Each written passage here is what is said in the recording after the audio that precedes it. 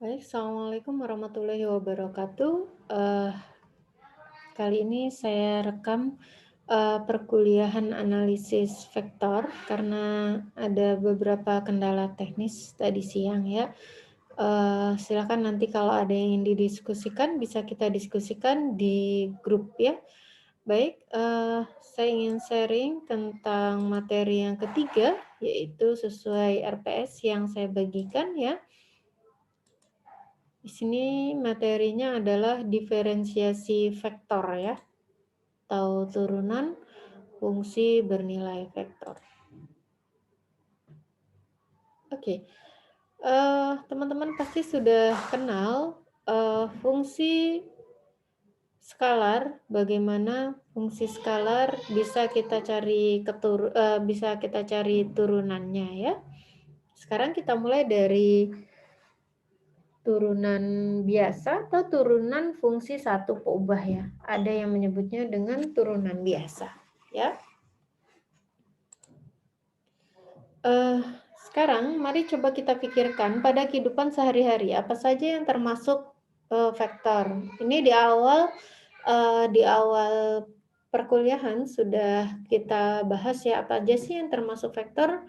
Ya kecepatan, percepatan, gaya, dan perpindahan itu termasuk beberapa vektor ya. Kejadian-kejadian sehari-hari yang tergolong dalam bisa kita nyatakan dalam vektor. Nah, sekarang pada materi kali ini kita fokuskan pada perpindahan, kecepatan, dan percepatan. Ya, kita misalkan mau pergi ke suatu daerah tertentu ya, misalkan saya mau dari Jogja ke Solo, naik kereta api ya. Nah ini, kereta api itu melakukan suatu perpindahan, dari mana? Dari titik awalnya Jogja dan titik akhirnya Solo ya. Oke, kereta api melakukan perpindahan kenapa? Karena dia punya kecepatan dan percepatan. Oke, itu ya, ini 3 hal ini yang intinya yang akan kita bahas mulai dari nanti bagaimana turunannya, bagaimana mencari turunan, bagaimana menentukan vektor singgung satuannya. Oke, sekarang kita lihat hubungan apa yang kita dapatkan dari perpindahan kecepatan dan percepatan. Kecepatan itu merupakan perpindahan benda tiap selang waktu tertentu atau bisa dikatakan turunan dari perpindahan sebagai fungsi waktu. Jadi kecepatan itu pertama kan saya punya faktor posisi. Posisinya di mana nih vektornya gitu ya. Kemudian setelah saya tahu vektor posisinya maka saya bisa menentukan kecepatannya. Kecepatannya apa? Turunan dari perpindahan sebagai fungsi waktu. Jadi turunan dari vektor posisinya terhadap waktu. Kemudian kalau percepatan apa? Percepatan itu adalah perubahan kecepatan atau apa? Turunan kecepatannya ini terhadap waktu ya. Nanti kita lihat seperti apa ini. Ketika kita membahas kurva ruang ya, nanti kita akan terlihat seperti apa kecepatan, percepatan, dan perpindahan. Baik, saya ke fungsi vektor ya. Di sini di pertemuan kali ini saya membahas fungsi vektor dengan satu peubah. Fungsi satu peubah ya. Pertemuan selanjutnya akan saya bahas tentang fungsi dengan dua peubah atau lebih ya. Di sini masih fungsi vektor dengan satu peubah, peubahnya atau skalarnya itu T ya, misalkan T. Vektor A dengan peubah T ya. Oke, di R2 ya, vektor bisa saya tulis vektor A dengan peubah T, bisa saya tulis begini, komponen I, misalkan A1T, kemudian komponen J-nya A2T. I, J adalah vektor satuan ya. Dalam R3, fungsi vektor AT ditulis dengan ini, A1TI, A2TJ, dan plus A3TK. A1, A2, dan A3 adalah komponen tiap vektor satuannya ini ya. Ini saya rasa Anda sudah tidak asing lagi. Kemudian konsep Di R3 fungsi vektor itu tadi ya, bisa kita perluas untuk sembarang titik X, Y, Z. Oke, nanti ini sebenarnya akan kita bahas lebih lanjut di pertemuan yang akan datang. Tapi, artinya dari yang tadi sudah kita kenal, yang ini ya, ini, di sini bisa saya perluas. Kalau nanti ini fungsinya 2 puba, 3 puba, dan seterusnya, ini tidak berubah ya, tetap nggak ada perubahan. I, J, K tetap sama ya, di mana komponen I mewakili sumbu X, komponen J mewakili sumbu Y, komponen K mewakili sumbu Z. Oke. Ya, sekarang kita ke definisi turunan vektor ya. Misalkan saya punya fungsi vektor dengan variabel bebasnya adalah T ya, ini AT, ya misalkan vektornya A, maka turunan dari vektor A ini didefinisikan seperti ini. dA per dt itu sama dengan A dan T sekali lagi dia vektor. Nah, kalau melihat ini teman-teman, hasilnya vektor atau skalar? Ya, vektor ya. Karena ini apa namanya ini? dA per dt itu adalah limit delta T perubahan terhadap T-nya itu menuju 0, A T plus delta T. Di sini tidak ada perubahan ya. A-nya masih vektor A. Yang ini, sorry ini harusnya di bold ya A-nya. Jadi A-nya adalah A ini. Kalau di sini T, di sini A T plus delta T. Teman-teman melihat definisi ini sambil bandingkan definisi turunan fungsi di kalkulus 1 ya, Anda belajar tentang turunan fungsi skalar ya. Nah, ini tuh sama. Jadi kalau Anda punya fx plus delta x dikurangin fx dibagi delta x, limit delta x mendekati 0 itu sama. Tetapi di sini ini konteksnya vektor ya. Konteksnya vektor. Nah, jika limitnya ini ada, maka berarti dikatakan turunannya ada. Oke. Konsepnya sama sekali lagi, cuman ini vektor. Nah, oleh karena itu ya teman-teman berdasarkan definisi ini, limit ini artinya apa sih? Kita hitung ya. Bentar. Jadi A itu vektor A itu kan tadi sama dengan misalkan saya A1 I ya. Ini A1 dalam T ya. Ditambah A2T J ditambah A3T K ya. Jadi kalau saya hitung dA per dt, kalau saya punya A-nya ini berarti dA per dt adalah d A T ini ya, masih vektor ini dibagi dengan dt ya per dt. Berarti apa? Berdasarkan definisi ini. Berarti limit delta T menuju 0 dari apa? A1 T plus delta T min A1 T begitu ya per delta T. I masih ada I-nya ya. Kemudian yang A2 gimana? Ditambah nanti limit delta T menuju 0 dan seterusnya sama nanti A2 T plus delta T min A2 T gitu ya dibagi dengan delta T J. Masih ya, ini masih vektor. Sekali lagi, turunan fungsi vektor hasilnya masih vektor. Nanti tinggal dihitung. Ini masih harus ditambah yang ke A3 ya, dan seterusnya sama.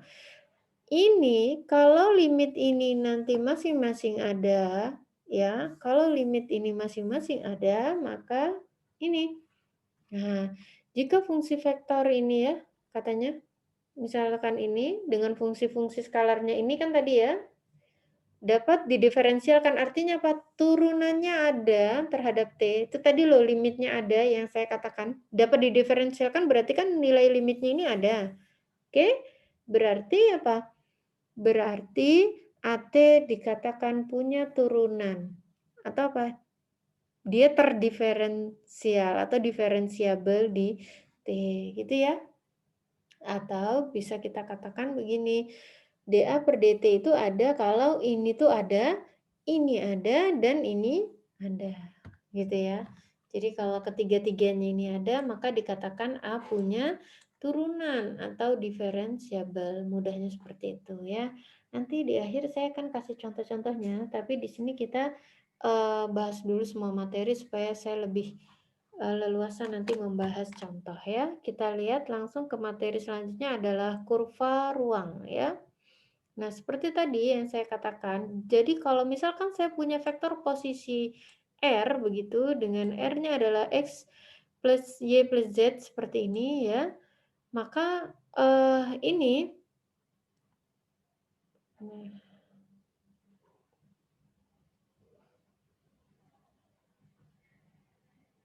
oke, saya ulang. Oke. Langsung saja ini sama ya. Oke, nah jadi gini. Jadi di awal saya punya vektor posisi R ini ya. Kemudian apabila nanti ada perubahan U begitu sebesar U ya, sebesar U begitu, maka saya punya di sini vektor RU plus delta U. Ya, jadi saya punya vektor yang baru. Nah, selisihnya delta R itu adalah RU plus delta U dikurangin RU. Oke, ini. Nah, itu delta R. Oke ya. Nah, ketika kita mencari turunan posisi vektor posisi itu tadi, R tadi vektor posisinya kan RU ya, R ya. Nah, kalau saya cari apa namanya, turunan vektor posisinya, maka hasil turunannya kalau ada itu dikatakan kecepatan. Jadi kecepatan itu adalah apa namanya, perubahan posisi terhadap waktu gitu ya. Perubahan posisi awalnya terhadap waktu itu namanya kecepatan. Oke, kemudian sedangkan percepatan itu adalah perubahan dari kecepatannya terhadap waktu atau perubahan 2 kalinya posisinya itu tadi vektor posisi. Nah, itu ya, ini. Oke, itu. Jadi kalau dinyatakan dalam kurva seperti ini. Ini hanya ilustrasi ya. Oke, selanjutnya kekontinuan dan keterdiferensialan. Seperti apa konsep fungsi kontinu di vektor? Sebenarnya tidak jauh berbeda seperti di ketika Anda membahasnya di kalkulus 1 ya, tentang fungsi kontinu pada fungsi satu kubah. Misalkan saya punya fungsi skalar fx lah, ini si U ya, okelah si U, dikatakan kontinu di U. Jadi misalkan ini fungsi biasa yang Anda kenal, fx, gitu ya. Misalkan kalau Anda tidak familiar dengan fungsi si U, misalkan saya punya fungsi fx dikatakan kontinu di x sama dengan A, misalkan kalau apa, masih ingat nggak? Masih ingat? Limitnya sama dengan itunya ya, limit fx, x mendekati C begitu sama dengan limit x mendekati C fx, ini A ya, x sama dengan A berarti ini x mendekati A, fx sama dengan fa. Masih ingat ini di kalkulus 1? Nah, ini maksudnya seperti itu, seperti ini ya. Jadi fungsi skalar ini, fungsi skalar f dikatakan kontinu di A begitu apabila limit x mendekati A fx itu sama dengan fa. Nah, kalau di fungsi vektor gimana? Nah, misalkan saya punya vektor ini, RU adalah R1U ditambah R2U tambah R3 dan seterusnya. Ini misalkan vektor. Nah, vektor R besar ini dikatakan kontinu di U apabila gimana? Apabila setiap komponennya ini kontinu di U. Artinya apa? Saya bisa mengatakan fungsi vektor ini kontinu kalau masing-masing komponennya ini semuanya kontinu di titik yang sama. Intinya seperti itu ya. Oke. Ya, bisa dipahami ya. Saya rasa mudah. Oke, ini penjelasan tadi sudah saya katakan. Oke, sekarang kita ke apa aja yang ada di diferensiasi vektor. Sifat-sifatnya, rumusnya yaitu sifat-sifat turunan biasa. Ini masih turunan biasa itu artinya fungsi satu kubah ya teman-teman. Jadi turunan pada fungsi satu variabel. yaitu misalkan fx. Jadi ini loh variabelnya itu 1. Bagaimana nanti kalau fungsi 2 ubah dan seterusnya. Kalau fx-nya gimana? Nanti kita bahas pertemuan selanjutnya. Oke? Ya, di sini saya bahas ini dulu ya.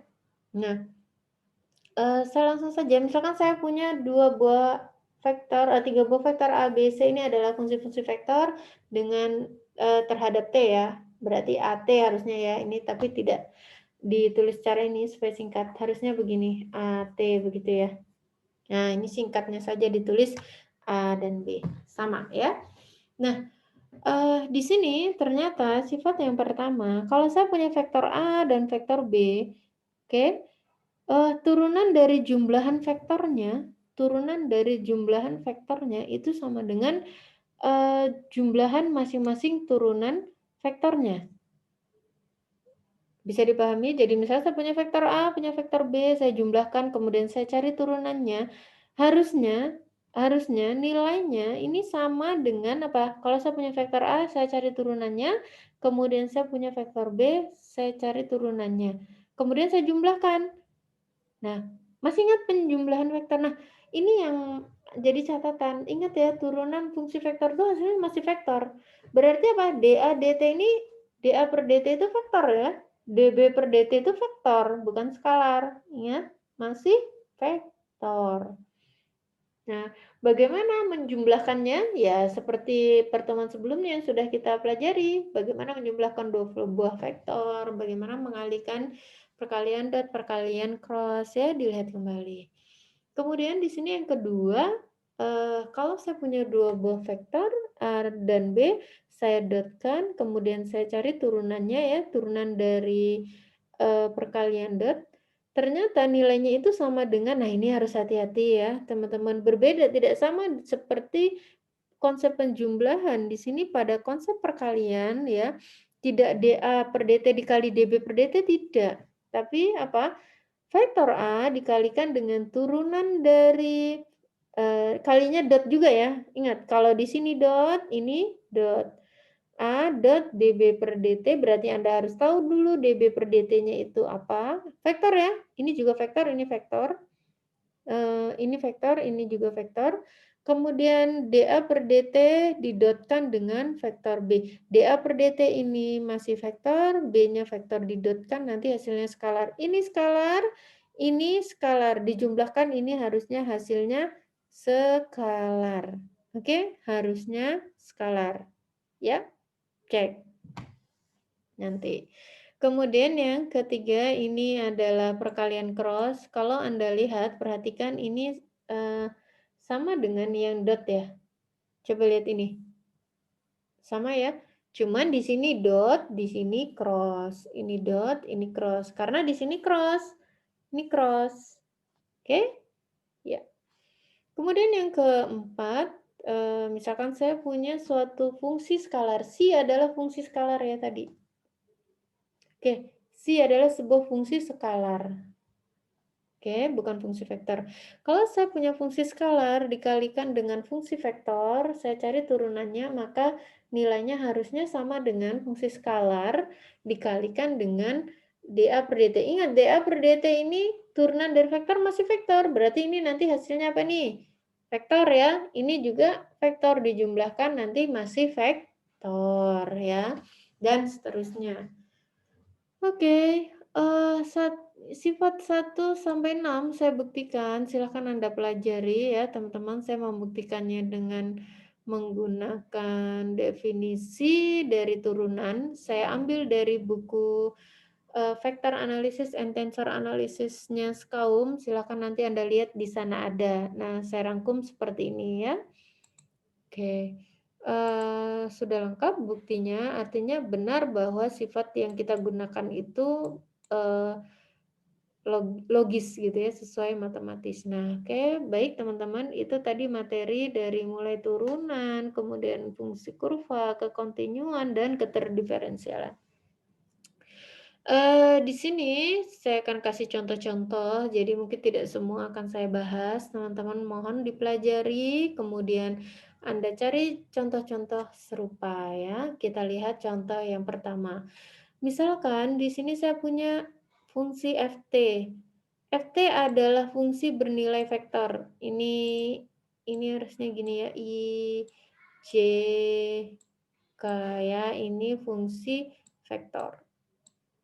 Oke, fungsi vektor F. Komponen ini F1-nya ini, misalkan ini saya kasih nama F1, ini F2, ini F3. Kita akan mencari df per dt. Oke, turunan fungsi F terhadap T. Masih ingat tadi turunannya adalah turunan masing-masing komponen. Komponennya turunan F1, F2, dan F3. Dan ini ya, ingat IJK-nya masih jadi turunan fungsi vektor, itu masih vektor, bukan skalar. Oke, masih vektor. Nah, sekarang ini turunan dari fungsi yang pertama kita lihat. Oke, berarti teman-teman di sini mohon lihat kembali kalkulus satunya. Ya, saya tidak mengajari lagi, kenapa kok turunan sin itu sama dengan ini? Tidak. Jadi tolong lihat kembali bagi yang lupa tentang konsep turunan di kalkulus 1 ya. Ya. Sekarang kita mau mencari apakah turunan dari fungsi E pangkat sin T kuadrat plus 2T terhadap T. Turunannya adalah, saya peroleh di sini 2T plus 2 ya. Ini diturunkan dulu, 2T plus 2. Turunan sin adalah cos ya. Nah, yang di dalam kurung tetap saya tulis. Oke. Dikalikan dengan ini, E sin, E-nya tetap lagi masih ditulis E sin T kuadrat plus 2T. Masih ya? I ya. Nah, kemudian yang J adalah fungsi len. Teman-teman mohon dicek ya. Semoga saya tidak keliru. Jadi sekali lagi kita sama-sama mengingat, kita sama-sama mengecek di kalkulus 1 tentang konsep turunan ya. Di sini saya punya fungsi F2-nya adalah len T kuadrat plus 2T, turunannya adalah seperti ya harusnya ya, dan di sini 2T plus 2 per T kuadrat plus 2. Jadi kalau Anda punya len T itu kan turunannya seperti. Nah, tapi di sini ini bukan len T saja, tapi len T kuadrat plus 2T. Oke, berarti turunannya adalah 2T plus 2 dibagi dengan T kuadrat plus 2. Oke, bisa dipahami di sini.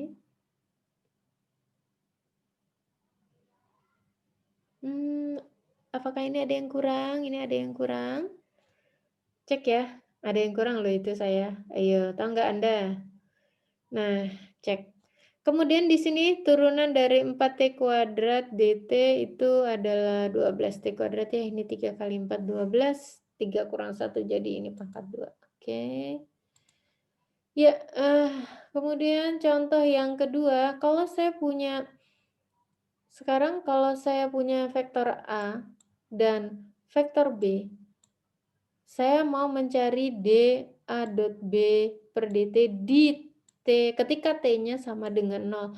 Anda cari tahu dulu ini D per DT A dot B. Ada dua cara. Anda mau pakai yang mana? Anda mau pakai ini? Saya kembali ke sifatnya yang dot tadi. Mana sih?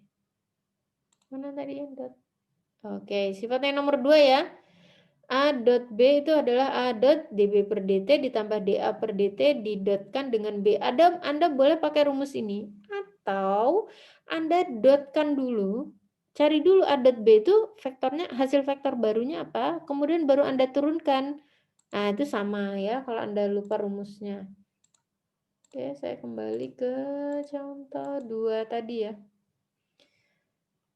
Ya, ini kita mau cari D A dot B per DT.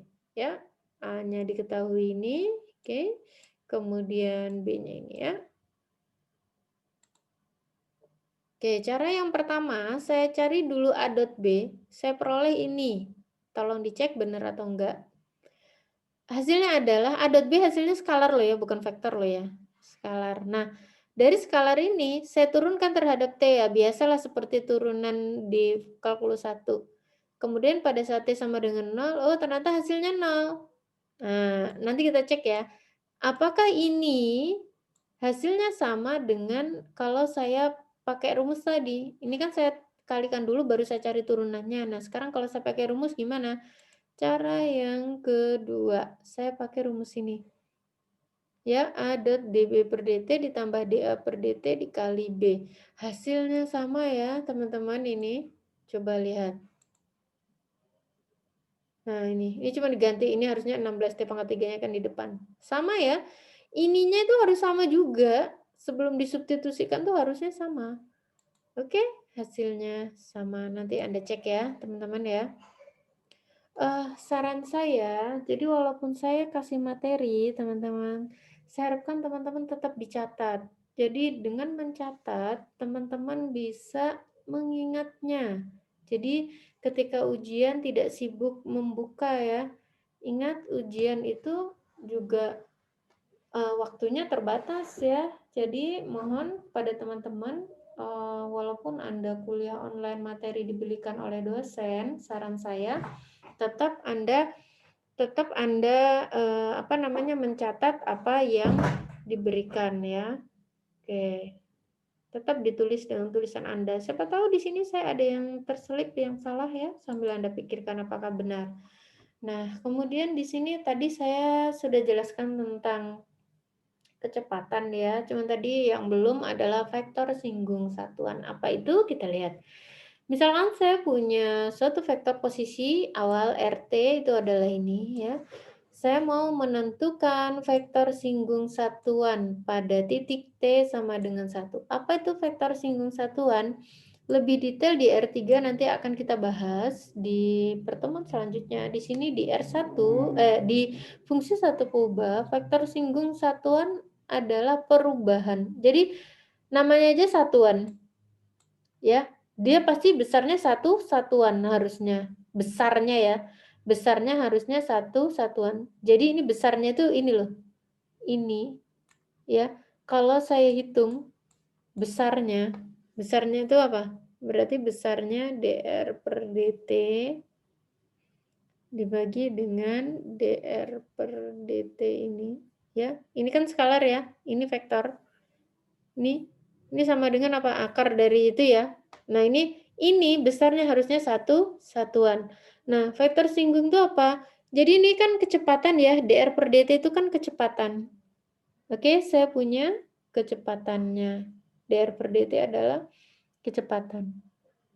Oke, itu ya. Jadi vektor singgung satuan adalah dr per dt dibagi dengan besarnya dr per dt. Dr adalah vektor posisi. Posisi awal. Kemudian di sini saya peroleh vektor singgung satuan atau saya beri nama T, dr per dt adalah D dari ini ya. Berarti kita turunkan masing-masing dr per dt, R-nya ini. Berarti turunan dari ini terhadap T adalah 6T. Kemudian yang ini adalah 2T ya. Kemudian yang ini juga 2T. Nah, sekarang besarnya dr per dt apa? Akar dari ini ya. Oke, sehingga saya peroleh T sama dengan apa tadi ini? dr per dt dibagi dengan besarnya ini 2T per akar 11. Ini ya, saya peroleh ini. Nah, sekarang saat T sama dengan 1, tinggal kita substitusikan ini 1. Berarti 6 kali 1, 6I. Ya, ini harusnya gimana? 6I. Saya tulis sini 6I ditambah 2J ditambah 2K dibagi 2 akar 11.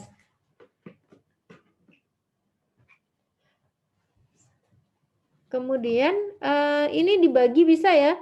Lihat ini skalar. 6 dibagi 2, 3I per akar 11-nya tetap. Jadi 3I, yang ini 2 dibagi 2, 1 ya, J. Kemudian 2 dibagi 2 ini 1K per akar 11. Jadi T-nya atau vektor singgung satuannya diperoleh itu. Oke, saya rasa itu ya. Nah, kemudian contoh yang keempat, diketahui B sama dengan sin TI plus cos TJ plus TK. Nah, Teman-teman pasti bisa ya mencari ini, turunan ini. Ya, berarti turunan dari masing-masing komponennya ini. Kemudian turunan keduanya berarti gimana? Cari lagi turunan dari ini, sama ya. Besarnya ini gimana? Cari besarnya dari A, yang D adalah besarnya dari yang B ini. Oke, saya tidak bahas detail, di sini sudah saya jawab ya. Oke, oke, di sini mencari kecepatan, percepatan ya, kemudian diminta mencari kecepatan dan percepatan pada saat T sama dengan 0. Oke, di sini belum dikasih vektor posisi. Ingat tadi kecepatan apa?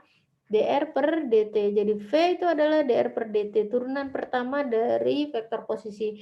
Vektor posisinya belum dikatakan di sini. Ini masih pakai parameter. Bagaimana mencarinya? Kita lihat. Nah, vektornya adalah ini vektor kedudukan awalnya. Ya, jadi kecepatannya adalah V sama dengan dr per dt. Kemudian percepatannya adalah turunan kedua atau turunan dari V ini. Oke, itu ya teman-teman. Saya rasa itu. Yang lain silahkan dipelajari sendiri. Semua sudah ada. Jika ada yang ingin didiskusikan, bisa nanti kita diskusikan di grup. Semua sudah saya berikan jawabannya di sini, contoh-contohnya. Baik teman-teman, itu saja dari saya. Saya berharap Anda mudah memahami materi kali ini. Silahkan dipelajari. Oke, terima kasih. Assalamualaikum warahmatullahi wabarakatuh.